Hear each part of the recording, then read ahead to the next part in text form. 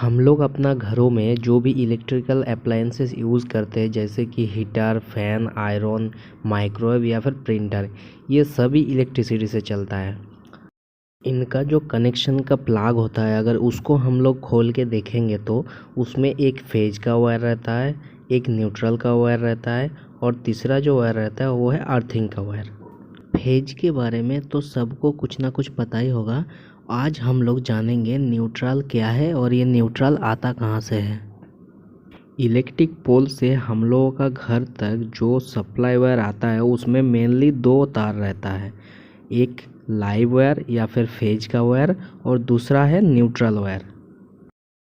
Phase का जो wire होता है उससे हम लोगों का घरों में सप्लाई आता है और न्यूट्रल का जो वायर है उसके थ्रू जो करंट है वो रिटर्न जाता है।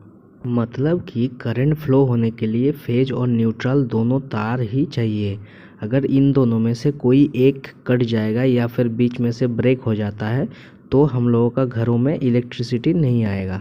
पर हम लोगों का जो ट्रांसमिशन लाइन होता है जिससे कि 11 केवी या फिर 33 केवी का सप्लाई हम लोगों का गांव या फिर शहर तक आता है उसमें 3 ही वायर रहता है, मतलब 3 फेज, रेड, येलो, ब्लू, इसमें न्यूट्रल नहीं रहता।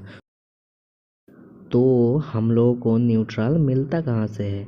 आज के वीडियो में हम लोग यही बात जानेंगे। हम लोगों का जो ट्रांसमिशन लाइन होता है वो है 3 फेज 3 वायर सिस्टम, जिसमें 3 फेज रहता है, रेड, येलो और ब्लू। और हम लोगों का जो डिस्ट्रीब्यूशन सिस्टम होता है, मतलब हमारा घरों तक जो सप्लाई आता है उसमें 3 फेज 4 वायर सिस्टम रहता है। 3 फेज होता है RYB और जो चौथा नंबर का तार होता है वो है न्यूट्रल का वायर।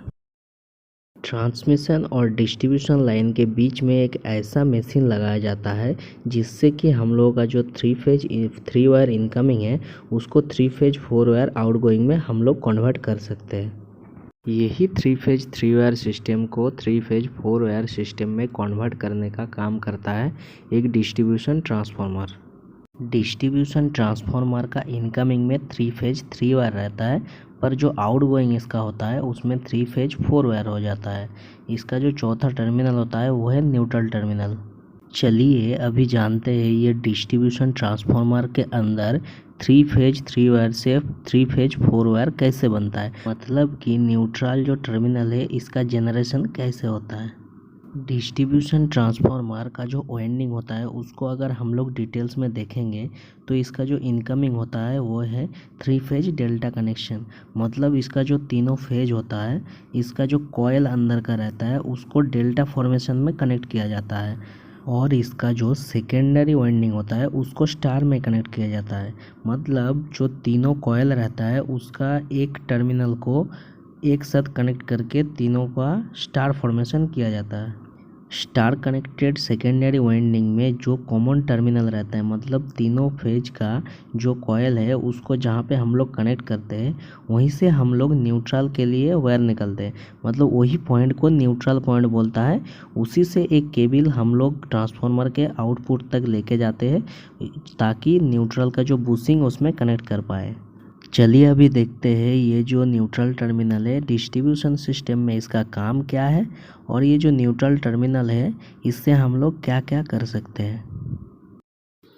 इसका सेकेंडरी वाइंडिंग के बारे में और जानने से पहले हम लोग एक चीज़ देख लेते हैं, फेज वोल्टेज और लाइन वोल्टेज क्या है।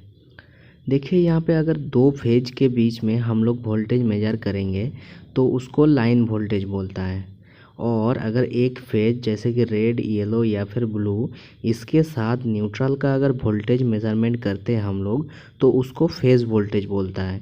याद रखने के लिए हम लोग phase two phase line voltage बोलते हैं, फेज टू न्यूट्रल इसको फेज वोल्टेज बोलते हैं। डिस्ट्रीब्यूशन ट्रांसफार्मर में हम लोगों का जो लाइन वोल्टेज रहता है वो है 440 या फिर 415, मतलब 440 या फिर 415। और जो फेज़ वोल्टेज होता है वो रहता है 220 या फिर 230। अगर हम लोगों को लाइन वोल्टेज पता है और हम लोगों को फेज़ वोल्टेज निकालना है तो हम लोग क्या करते हैं, लाइन वोल्टेज जितना आ रहा है उसके साथ डिवाइड करते हैं √3 को, तो हम लोगों को फेज़ वोल्टेज मिल जाता है। अगर हम लोगों को फेज़ वोल्टेज पता है और लाइन वोल्टेज निकालना है तो हम लोग क्या करते हैं, फेज़ वोल्टेज के साथ √3 मल्टीप्लाई कर देते हैं। हम लोग जब भी कोई सिंगल फेज का लोड कनेक्ट करते हैं तो एक फेज के साथ न्यूट्रल वायर को लेते हैं, तब भी हमारा सर्किट कंप्लीट होता है। मतलब कि सिंगल फेज कोई भी सप्लाई में न्यूट्रल टर्मिनल का काम यही होता है, वो जो फेज टर्मिनल से करंट फ्लो हो रहा है उसका एक रिटर्न पाथ के हिसाब से काम करता है। मतलब फेज में जो एम्पियर फ्लो करेगा न्यूट्रल में, वही एम्पियर रिटर्न आता है ट्रांसफार्मर तक।